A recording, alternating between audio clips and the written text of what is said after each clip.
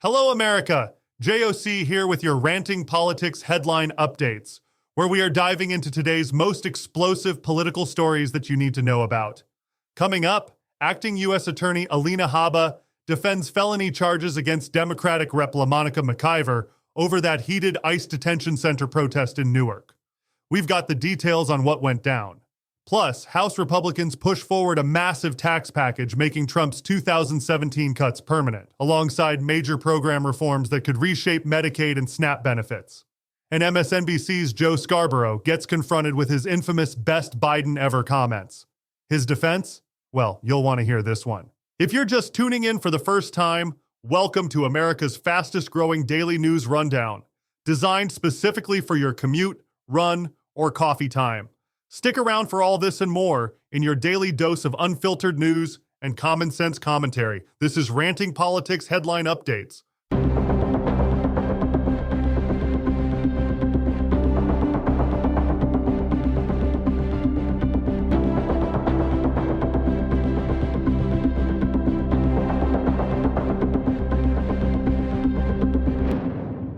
Well, things are heating up in the Garden State, folks. Acting New Jersey U.S. Attorney Alina Habba is standing firm on her decision to file felony charges against Democratic Representative LaMonica McIver after what can only be described as a chaotic scene at a Newark ICE detention center earlier this month. According to reporting from the New York Post, Habba, who previously served as President Trump's personal attorney, isn't mincing words about the incident. She told the Post that McIver's alleged assault of federal agents was beyond the pale and emphasized that this isn't about politics or congressional oversight.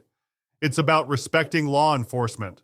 This is not political, it's the law. I didn't create the law. My job is to enforce it, Habba declared, making it crystal clear that her office is backing the federal agents who claim they were assaulted during the protest. The two-count felony charges accuse the 38-year-old Congresswoman of using force to interfere with federal agents during a protest that included several other Democratic lawmakers. If convicted, McIver could face up to 8 years behind bars. Not exactly a slap on the wrist situation here. For her part, Representative McIver, who's represented New Jersey's 10th congressional district since last September, is firing back hard. She's blasting the charges as purely political and claims they mischaracterize and distort her actions. McIver maintains she was simply exercising congressional oversight to enter the facility and has blamed ICE agents for escalating the confrontation. Habba counters that she only proceeded with charges after efforts to resolve the matter without filing charges failed. According to a source familiar with the investigation, Habba's office reviewed hours of body cam footage showing McIver allegedly acting insanely aggressive, elbowing, shoving, impeding federal agents. This whole situation raises some serious questions about the boundaries of congressional oversight versus law enforcement authority. Where's the line between legitimate oversight and obstruction? It's a tension we're seeing play out in real time with real consequences. As this case moves forward, it could set some interesting precedents for how lawmakers conduct themselves during similar protests in the future. Stay tuned on this one, folks. Let's dig into what actually went down at this ICE facility, because the allegations against Representative McIver are pretty serious. According to the federal criminal complaint, McIver allegedly slammed her forearm into the body of a uniformed Homeland Security agent and later forcibly struck an ICE agent during the May 9th protest at the Delaney Hall Detention Center in Newark. Investigators weren't just going off hearsay either. They used body cam footage and aerial camera stills to document McIver's actions during what's being described as a melee. The footage apparently shows her actively trying to prevent the arrest of Newark Mayor Ras Baraka, who happens to be a top candidate for New Jersey governor in June's Democratic primary. Witnesses claim McIver was shouting, "Hell no! Hell no! Hell no!" as agents attempted to arrest Baraka. The complaint details that she not only slammed her forearm into a Homeland Security agent, but also reached out and tried to restrain the agent by forcibly grabbing him. After Baraka was taken into custody, McIver allegedly forcibly struck an ICE agent as well. This wasn't a solo mission, by the way. Mayor Baraka, along with Representatives Robert Menendez Jr. and Bonnie Watson Coleman, both Democrats from New Jersey, were among those who reportedly attempted to force their way into the detention center, demanding its closure. What's interesting is how differently this played out for the various players involved. Baraka was arrested at the scene for trespassing, but was later released, with charges against him dismissed just this week.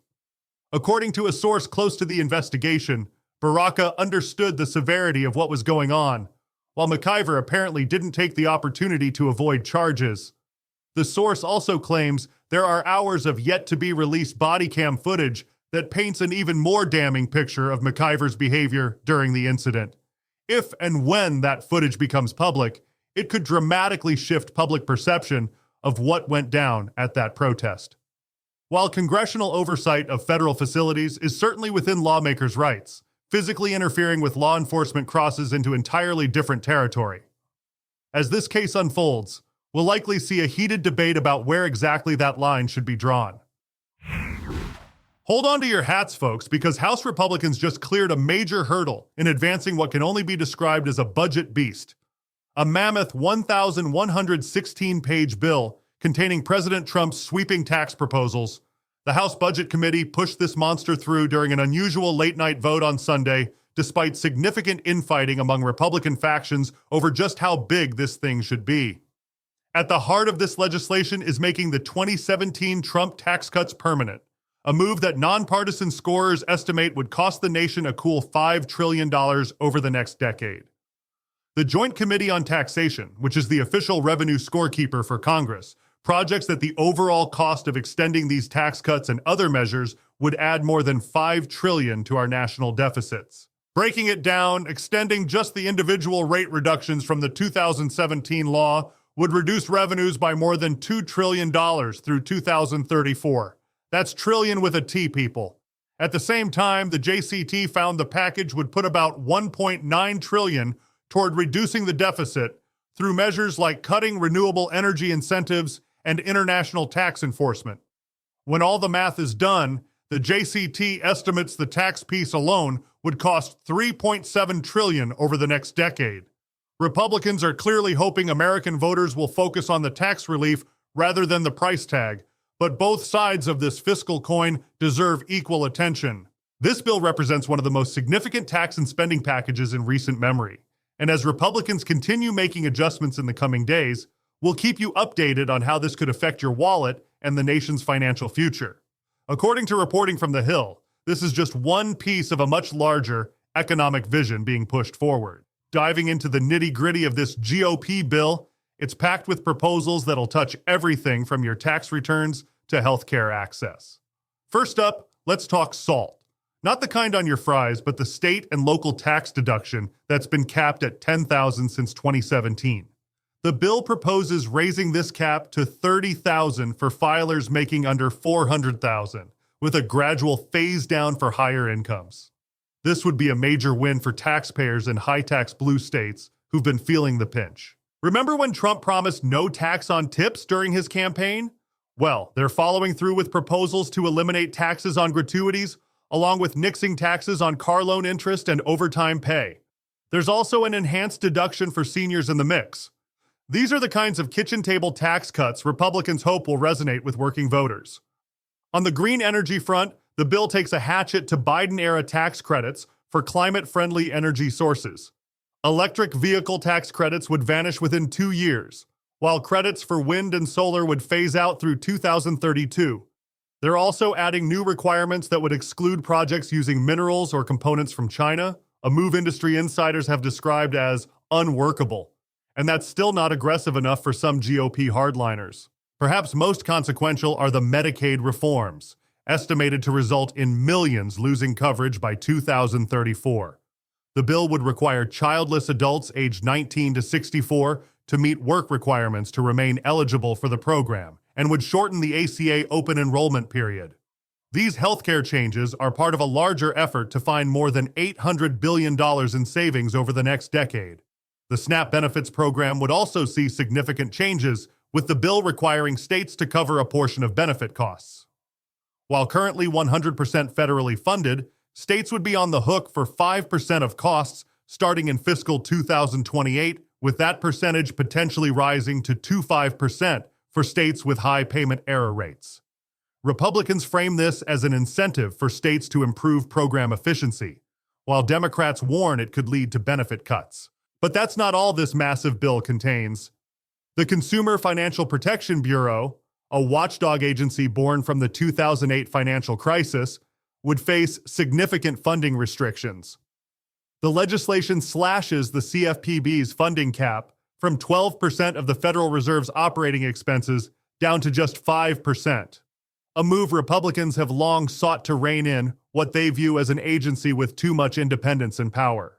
Democrats, meanwhile, consider this a direct attack on consumer protections. The package also addresses the looming debt ceiling crisis by raising the nation's borrowing limit by $4 trillion. Treasury Secretary Scott Bessent has already warned Congress that the government risks defaulting on its more than $36 trillion debt by July, with a reasonable probability that cash and extraordinary measures will be exhausted by August, right when Congress is scheduled to be in recess. On the education front, the bill would beef up Pell Grants for students in short-term training programs while simultaneously tightening limits on federal student loan borrowing. It would also increase taxes on private university endowments, another front in the ongoing clash between the Trump administration and higher education institutions. Perhaps most notably, it creates the first federal school choice bill, allowing tax credits for donations to groups providing school choice scholarships. Defense hawks will find plenty to like, with Pentagon spending increases totaling roughly $150 billion. Trump officials are proudly touting that this would push defense spending above $1 trillion for the first time ever. And to fulfill campaign promises on immigration, the bill allocates tens of billions for Trump's border wall and detention facilities. As reported by The Hill, these proposals represent a significant reshaping of federal priorities, combining tax cuts with targeted spending increases and broad program reforms, a package that still faces substantial hurdles before becoming law. Well, talk about eating your words with a side of awkward sauce. MSNBC's Joe Scarborough got served a healthy portion of his own commentary this week when Mark Halperin confronted him with that now infamous clip where he proclaimed Joe Biden the best Biden ever back in March. For those who missed Scarborough's passionate defense of Biden earlier this year, he didn't just say Biden was competent. He went full throttle, declaring the former president was far beyond cogent, and even challenged viewers with a defiant, "Phew if you can't handle the truth." Pretty strong words for a man who would step down from his presidential campaign just months later. When pressed by Halperin on his Morning Joe show, Scarborough didn't exactly backpedal. Instead, he doubled down, insisting he never personally witnessed Biden's bad days. He referenced multiple private meetings where Biden supposedly displayed impressive analysis of international situations, particularly regarding Russia and Ukraine. Halperin wasn't buying it, reminding Scarborough that he'd witnessed Biden's public fumbles, including addressing a deceased congresswoman as if she were in the room. But rather than directly address these contradictions, Scarborough pivoted to Trump, arguing that politicians often stumble and bumble around. The timing couldn't be more interesting, coming right after the release of special counsel Robert Hur's interview with Biden, which revealed significant memory lapses. This is the same Hur report that Scarborough previously dismissed as random back in February, suggesting Hur was auditioning for a judgeship under a potential second Trump administration. What makes this particularly noteworthy is how it illustrates the media's struggle to reconcile private impressions with public performances, especially as CNN's Abby Phillips suggested Hur may have actually undersold Biden's cognitive issues in that interview. As reported by Fox News, this incident highlights the complicated relationship between media narratives and political realities. When it comes to doubling down, Scarborough should get an Olympic medal. In his conversation with Halperin, he refused to acknowledge the disconnect between his best Biden ever claims and the mounting evidence to the contrary. Instead, he essentially argued that his personal encounters with Biden carried more weight than what millions of Americans witnessed on their screens. Am I going to look at a clip that's gone viral and pay more attention to that than 2.5-3 hours I had with a guy one-on-one going around the world? No, I'm just not going to, Scarborough insisted. This despite Halperin pointing out that he could show multiple instances where Biden was clearly struggling. Let's rewind to February when the Hur report first dropped. Scarborough went ballistic, demanding Hur apologize for documenting Biden's memory lapses, including forgetting when his son Beau died. I think he hopes he gets a judgeship if Donald Trump gets elected again because he's trying out, Scarborough ranted, suggesting Hur had political motivations. Fast forward to last Friday when the actual Hur-Biden interview audio was released. Suddenly, the narrative shifted dramatically. Even CNN's Abby Phillip had to acknowledge that Hur might have actually undersold Biden's cognitive issues in the report, a complete reversal of what many media figures, including Scarborough, had claimed. What's particularly striking is how Scarborough attempted to normalize Biden's stumbles by comparing them to Trump, saying Donald Trump did, other politicians did. It's the classic, but what about defense when confronted with inconvenient facts. This whole saga reveals the dangers of media figures becoming too personally invested in the politicians they cover. When you've spent hours with someone privately, it becomes much harder to objectively assess their public performance. More importantly, it demonstrates how quickly established narratives can crumble when direct evidence becomes available. The question remains, if Scarborough was this wrong about Biden's cognitive state despite his insider access, what else might he and other media figures be getting wrong about the politicians they claim to know so well? And that wraps our headline roundup for today, folks. From Rep. McIver facing serious charges over ICE facility protests to House Republicans advancing a massive tax and spending package with far-reaching implications for millions of Americans. Meanwhile, Joe Scarborough's defense of his best Biden ever comments highlights the ongoing debate about media narrative versus reality. These stories share a common thread, the tension between political positioning and factual accountability. Whether it's a congresswoman claiming oversight privileges during a protest, trillion-dollar tax proposals being framed as deficit reduction, or a media personality defending personal impressions against contradictory evidence. As always, we're committed to bringing you the unfiltered news you need without the partisan spin. Follow us on X at Ranting RP and find us on YouTube, Spotify, iHeartRadio, Apple Podcasts, and at rantingpolitics.com. This is JOC signing off, and thank you, our loyal listeners, for choosing Ranting Politics headline updates. We'll be back soon with the updates you need to navigate these interesting times. Remember, we don't align with a political party. We align with you, the American citizen. Until then, stay tuned, stay informed, and as always, stay free.